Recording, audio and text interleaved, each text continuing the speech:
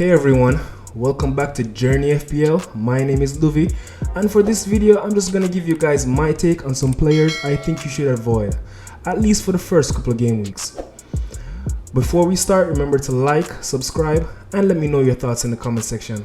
Also, be sure to join the Jrny FPL Fantasy League. Let's go. Okay, so first we have Stuart Dallas.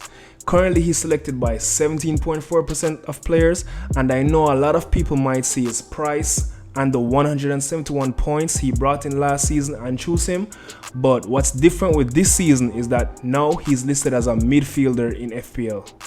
So what that means is all those clean sheet points he got and the extra point for goals he got last season will be taken off. Leeds had 12 clean sheets last season, and Dallas also had 8 goals and 3 assists. So that's 44 points you gotta take off due to the switch from defense to midfield. Also, I don't think Dallas will perform just as good as he did last season this season. His 8 goals he had in his first season in the Premiership is higher than any goal tally he had in his 6 seasons in the Championship. Me personally, I think he overperformed last season, and I think the numbers will come down this year. So overall, I think you're better off trying to find 0.5 million to upgrade to Jack Harrison, or 1 million trying to upgrade to Rafinha instead. Also, given the fact that Leeds do have a tough opening first 6 fixtures, they face Man U, Everton, Liverpool and West Ham in those 6 games. Next, we have Teemu Pukki, selected by 9.1% of players. I know a lot of people select Pukki because he's cheap, but I think you're better off upgrading to Tony for 0.5 mil extra. Last time in the Premier League, the 2019-2020 season, Pukki had 11 goals. However, 6 of those goals came in the first 5 games when everyone had Pukki mania.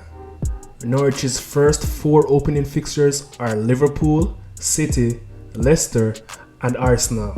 I don't see them faring well any at all, especially after losing Buendia, who had 16 assists for them and 116 chances created last season. So by selecting Pukki with those opening fixtures, you run the risk of him losing value in price, which might be troublesome later on when you try to transfer him out. So yeah, I would think to avoid Pukki. Next, we have Raheem Sterling. Now the thing with Sterling is that he's expensive, costing 11 million. Me personally, I think he should be priced in the 8 million, 9 million region. This season, I think we're going to see Sterling's playing time cut, given the improved play of Phil Foden and the new addition of Jack Grealish. So this season, the Pep roulette is going to be even more crazy, and I'm sure we've all been burned by that before. So when you look at the stats, Sterling has the lowest points per 90 based on his minutes played and FPL points returned when compared to Phil Foden, Mahrez, Gundogan and Kevin De Bruyne. So in my opinion, you're better off going with Gundogan, Foden or Mahrez, who are all cheaper than Sterling, and using that excess cash in other areas, or even upgrading to KDB, because we all know last season his numbers were affected due to him being injured. Next, we have Patrick Bamford, currently selected by 17.6% of people. Now I know this choice is probably going to be controversial, given that he had the second highest points tally amongst forwards last season, but the thing is, you can get equal or better value for money at the start of the season by switching to Watkins, Iheanacho or Antonio, or some other budget friendly striker with a better set of opening fixtures, and save money to allocate it elsewhere given the price rises of the players this season. Last is Bobby Firmino.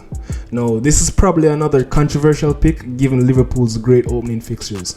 My thing is, Firmino is known to disappoint. Last season he had a spell of 5 games between game weeks 15 and 19 where he had no attacking returns, and in those games you had West Brom, Newcastle and Southampton. Also, he had a second spell of 7 games between game weeks 25 and 33 where he had no attacking returns. Bear in mind that's 9 game weeks, but he was injured for game weeks 28 and 29. So I know a lot of people are planning to go triple Liverpool, so I think you're better off going with any 3 from Trent, Andy, Salah, Mane or Jota. Jota did have 9 goals last season in just 1100 minutes played.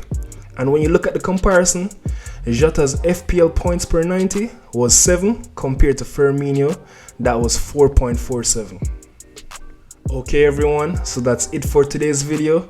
Be sure to like, subscribe, write your thoughts in the comment section, and join the Jrny FPL League. See you next time. Be blessed.